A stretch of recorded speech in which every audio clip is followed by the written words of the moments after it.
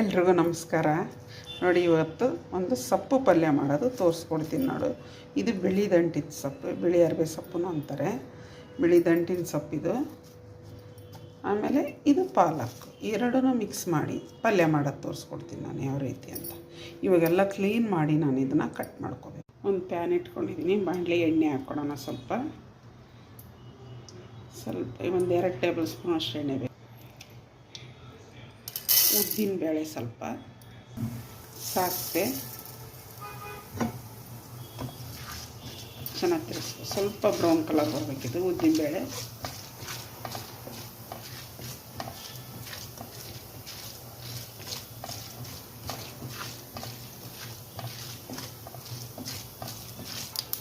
ಇವಾಗಿದೆ ಉದ್ದಿನ ಬೇಳೆ. ನೋಡಿ, ಒಂದು ಈರುಳ್ಳಿ, ಸ್ವಲ್ಪ ಗ್ರೀನ್ ಚಿಲ್ಲಿ, ಹಸಿಮೆಣಸಿನಕಾಯಿ ಇದನ್ನು ಒರೆಸ್ಕೋಬೇಕು ಸ್ವಲ್ಪ. ಇವಾಗ ಈರುಳ್ಳಿ ಆಗಿದೆ, ಸ್ವಲ್ಪ ಎಷ್ಟಾದರೂ ಸಾಕು. ಸೊಪ್ಪು ಹಾಕೋಣ.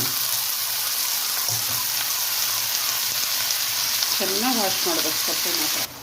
ಇವಾಗ ಸೊಪ್ಪೆಲ್ಲ ತೊಳೆದ್ಬಿಟ್ಟು ನೀಟಾಗಿ ಹಾಕ್ಕೊಂಡಿದ್ದೀವಿ. ಲಿಡ್ ಕ್ಲೋಸ್ ಮಾಡೋಣ. ಸ್ವಲ್ಪ ಹೊತ್ತು ಲಿಡ್ ತೆಗಿಯೋಣ. ಮುಚ್ಚಿಬಿಟ್ರೆ ಬೇಗ ದಂಟೆಲ್ಲ ಬೆಂದುಬಿಡುತ್ತೆ ಆರಾಮಾಗಿ.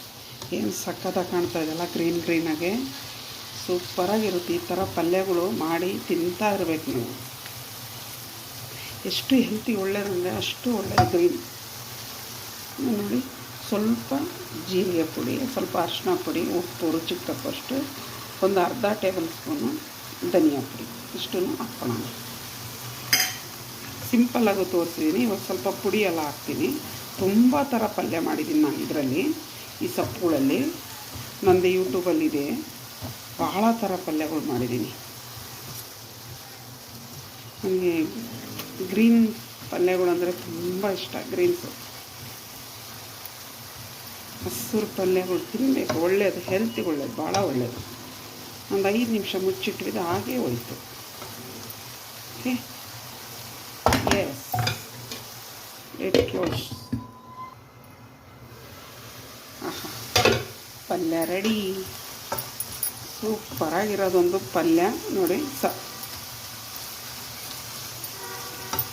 ರೆಡಿಯಾಗಿದೆ. ಇವಾಗ ಸರ್ವ್ ಮಾಡೋದು ಅಷ್ಟೇ. ಇದನ್ನು ನೀರೆಲ್ಲ ಬತ್ತಿರಬೇಕಷ್ಟೇ. ನೀರಿರಬಾರ್ದು ಅಂದರೆ ಪಲ್ಯದಲ್ಲ, ಆಮೇಲೆ ಟೇಸ್ಟೇ ಇರಲ್ಲ.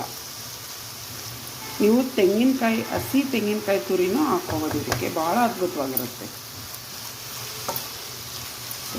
ರೆಡಿಯಾಗಿದೆ. ಇದನ್ನು ಸರ್ವ್. ಎಷ್ಟು ಚೆನ್ನಾಗಿ ಬಂದಿದೆ ನೋಡಿದ್ರೆ ಪಲ್ಯ, ಭಾಳ ಅದ್ಭುತವಾಗಿ ಬಂದಿದೆ. ರೊಟ್ಟಿಗೆ ತಿನ್ಬೋದು, ಚಪಾತಿ ತಿನ್ಬೋದು. ನೀವು ಇದೇ ಥರ ಮಾಡಿಕೊಂಡು, ಎಷ್ಟು ಅದ್ಭುತವಾಗಿ ಬಂದಿದೆ ನೋಡಿದ್ರೆ ಪಲ್ಯ. ಇದೇ ಥರ ನೀವು ಮಾಡ್ಕೊಳ್ಳಿ, ತಿಂದು ನೋಡಿ. ನಮ್ಮ ಚಾನಲ್ ನೋಡಿರಿ, ಸಬ್ಸ್ಕ್ರೈಬ್ ಮಾಡಿ, ಕಮೆಂಟ್ಸ್ ಹಾಕಿ, ಶೇರ್ ಮಾಡಿ, ಲೈಕ್ ಮಾಡಿ ಪ್ಲೀಸ್. ಈ ಥರ ಪಲ್ಯಗಳು ತಿನ್ನಿ ಮಾಡಿಕೊಂಡು.